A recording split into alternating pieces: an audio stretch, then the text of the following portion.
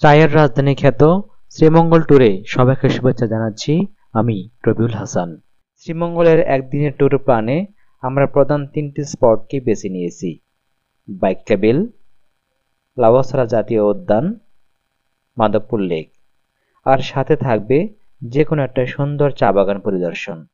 আগের পর্বে ঢাকা থেকে শ্রীমঙ্গল আসা এবং দুটি স্পট বাইক কেবিল এবং লাউয়াছড়া উদ্যান আপনাদের ঘুরিয়ে দেখেছি এবং জানিয়ে দিয়েছি বিস্তারিত ভ্রমণ তথ্য। এই পর্বে আপনাদের নিয়ে যাচ্ছি শ্রীমঙ্গল ট্যুরের অন্যতম আকর্ষণ মাধবপুর লেকে। শ্রীমঙ্গল আসলে আপনি কোনোভাবেই এটা মিস করবেন না।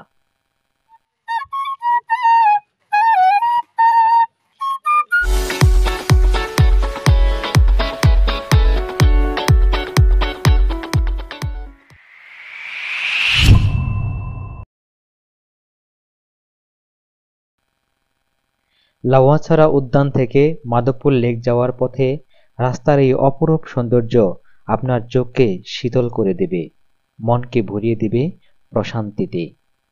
সবুজ বন আর পাহাড়ের চা বাগানের বুক চিরে চলে যাওয়া এ পথ ধরে আপনার ছুটতে ইচ্ছে করবে হাজার বছর।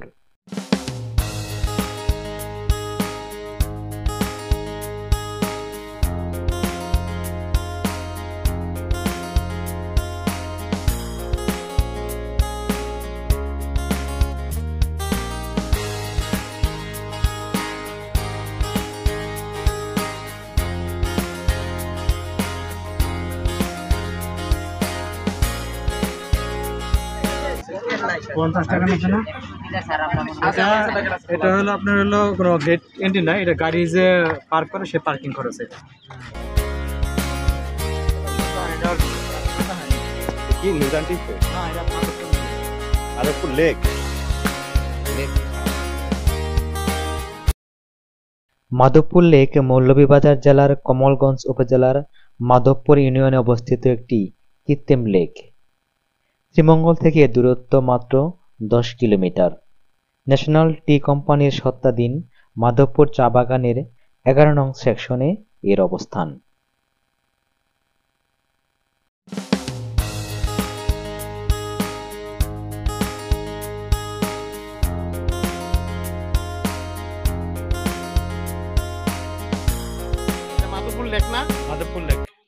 চা বাগানে চাষের ও অন্যান্য বিভিন্ন কারণে ব্যবহারের জন্য প্রচুর পানির প্রয়োজন হয়। এজন্য পার্বত্য অঞ্চলের বৃষ্টিবহুল এলাকাগুলোতেই চাষাবাদের জন্য সর্বোৎকৃষ্ট হিসাবে ধরা হয়। কিন্তু এসব অঞ্চলে বৃষ্টির পরিমাণ অধিক হলেও ঢালু ভূমির কারণে পানি অধিক সময় অবস্থান করে না বিধায় পানির প্রয়োজনে বাগান কর্তৃপক্ষ একাধিক জলাধার তৈরি করেন, যা প্রায় প্রতিটি চা বাগানের ক্ষেত্রেই অতি স্বাভাবিক ব্যাপার এবং স্থানীয় চা শ্রমিকরা এসব হ্রদকে ডাম্প বলে থাকে। এরই ধারাবাহিকতায় মাধবপুর চা বাগান কর্তৃপক্ষ 1965 সালে বাগানের মধ্যস্থিত 3টি টিলাকে বাদ দিয়ে পানি জমিয়ে রেখে গড়ে তোলে মাধবপুর লেক।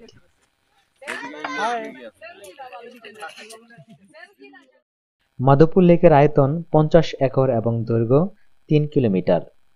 প্রস্থ স্থান বিশেষে 300 মিটার।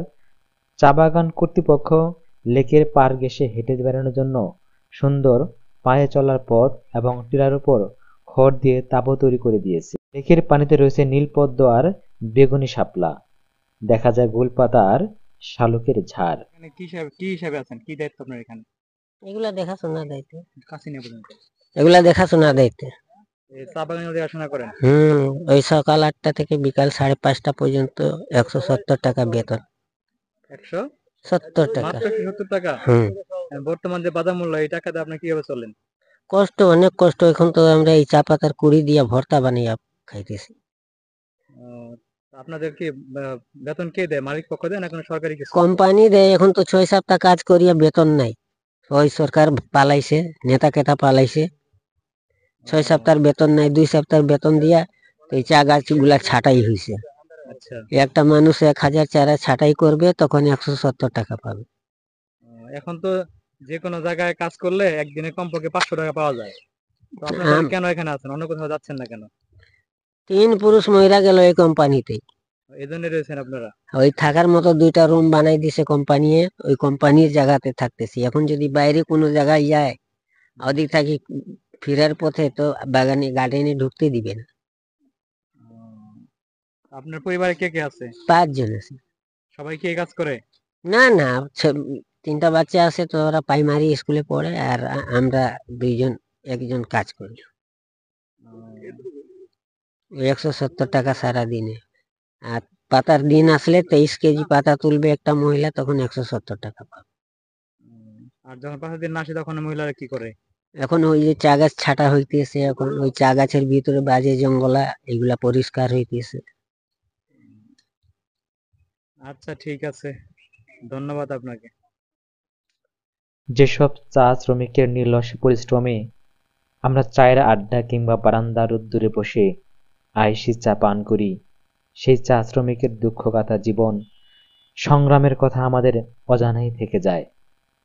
সরকার এবং সংশ্লিষ্ট কর্তৃপক্ষের উচিত তাদের জন্য একটা সুনির্দিষ্ট সুষ্ঠু শ্রম আইন তৈরি করা এবং তাদের শ্রমের ন্যায্য মূল্য দেয়া। আসসালামু আলাইকুম প্রিয় দর্শক, চায়ের রাজধানী খ্যাত মৌলভীবাজারের শ্রীমঙ্গল থেকে সবাইকে শুভেচ্ছা জানাচ্ছি। আমি রবিউল হাসান এবং আমার সাথে রয়েছে আমাদের এসএস টেক্সটাইলের পুরো টিম, যারা সপ্তাহে 6 দিন এবং দিনে কমপক্ষে 8 ঘন্টা শুধুমাত্র ম্যান, ম্যাটেরিয়াল, মেশিন এই 3টি জিনিসের সাথে সম্পৃক্ত থেকে দেশের অর্থনৈতিক চাকাকে সতর্ক করার জন্য নির্লস পরিশ্রম করে যাচ্ছে। এবং এজন্য তাদের অনেক কিছু বিসর্জন দিতে হচ্ছে, যেমন তারা তাদের পরিবার থেকে ডিটাচ হচ্ছে, তারা তাদের পার্সোনাল টাইম স্পেন্ড করতে পারছে না, এবং এই যে বাংলাদেশের অপরূপ সৌন্দর্য রয়েছে তারা সেটা উপভোগ করতে পারছে না। ঠিক তাদের জন্যই আজকে আমাদের এই প্লেসমেন্ট ট্যুর। আমরা তাদেরকে আজকে নিয়ে এসেছি এই প্রকৃতির কাছে। এজন্য আজকে আমি তাদের কাছ থেকে শুনবো তাদের আজকের এই ফিলিংস কেমন। তো আমি প্রথমেই জানতে চাচ্ছি আমাদের জহুরুল ভাইয়ের কাছে, যে তিনি আজকে ট্যুরে আসছেন এবং তাদের কেমন লাগেছে তার ফিলিংটা আমরা শুনবো। জহুরুল ভাই। আউযুবিল্লাহি মিনাশ শাইতানির রাজিম, বিসমিল্লাহির রহমানির রহিম। আজকের এসিএস টেক্সটাইলের পি ট্রিটমেন্ট ডিপার্টমেন্টের সকল টিমগণ, এবং সবচেয়ে বড় কথা হলো আজকে অন্য রকমের একটা টিম আসছে। যেমন আমাদের ডিপার্টমেন্টের পরিচালক এবং বস এবং ম্যানেজার, ছোট ভাইরা এবং সহকর্মীরা সবাই নিয়ে এখানে উপস্থিত হতে পেরেছি। এজন্য আল্লাহর কাছে লাখ লাখ শুকরিয়া, আলহামদুলিল্লাহ। তবে কথা বলার তো শেষ নেই, শুধু এইটুকু কথা বলবো যে কথায় কথা বাড়ে, সময় পাস হয়ে যাবে, সামনে টাইম পাস হচ্ছে, সূর্য চলে যাচ্ছে।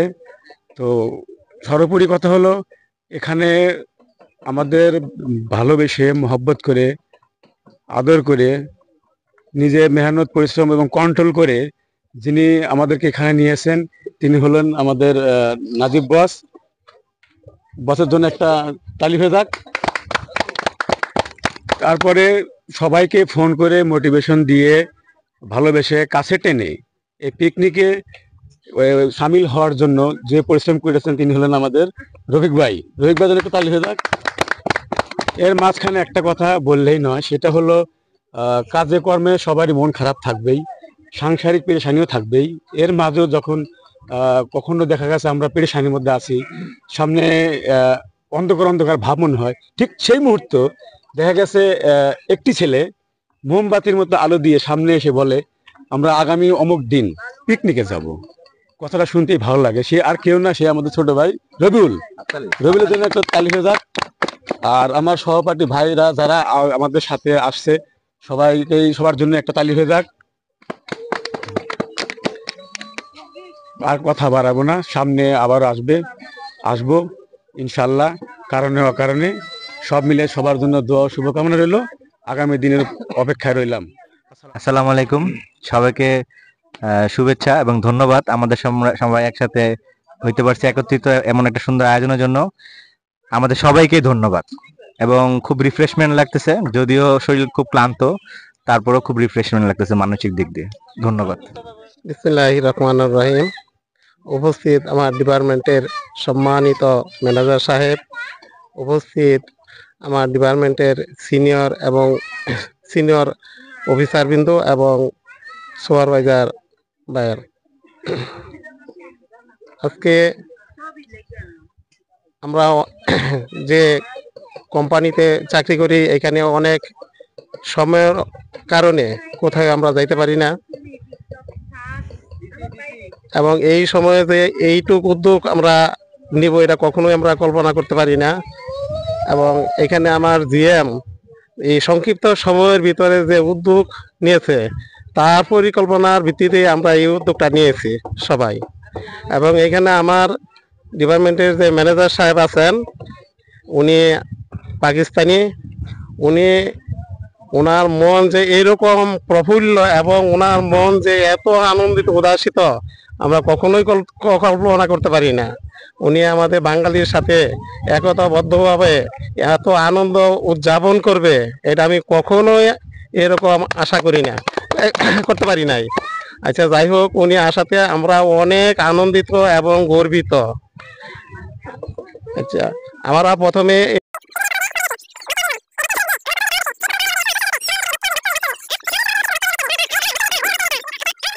মন খুলে সবাই সবাই যার যে মতামত প্রকাশ করছে, আমরা ভবিষ্যতে যাতে এরকম মতামত একতা ভাবে আরো পিকনিকের আয়োজন করতে পারি সে আশা এই নিয়ে আমার সংক্ষিপ্ত বক্তব্য শেষ করছি। খুদা হাফেজ।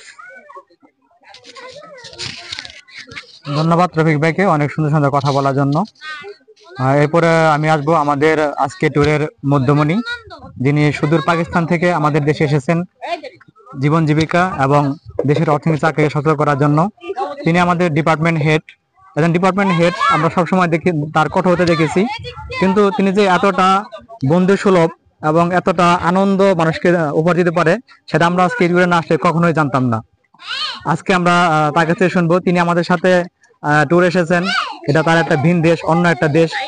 কখনো মনে হয়নি তিনি একটা অন্য দেশ থেকে এসেছেন, মনে হচ্ছে যে ইনি আমাদেরই একজন।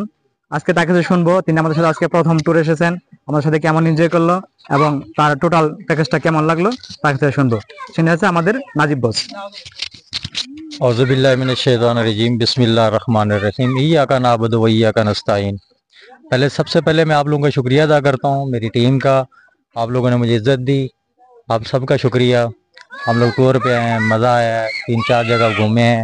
और मेरी सबसे रिक्वेस्ट है पूरे बांग्लादेश से कि अच्छी जगह है, सारे आएँ, घूमें और इंजॉय करें और आपस में जो है ना भाईचारा रखें। थैंक यू, अल्लाह हाफिज़।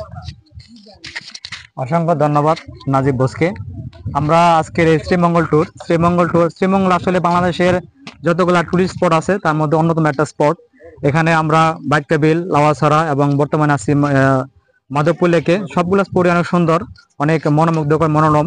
তো আপনারা যারা আমাদের মতো এই ইন্ডাস্ট্রিয়াল জগতে আছেন বা কর্পোরেট লাইফে আছেন, যারা আসলে শুধুমাত্র অফিস এবং বাসার মধ্যে সীমাবদ্ধ আছেন, তাদেরকে বলবো আমাদের থেকে উৎসাহিত হয়ে প্রকৃতির কাছে আসার জন্য, যাকে প্রকৃতিকে ভালোবাসুন, প্রকৃতিকে দেখুন। এই কথা বলে আজকের কথা শেষ করছি। আল্লাহ হাফিজ।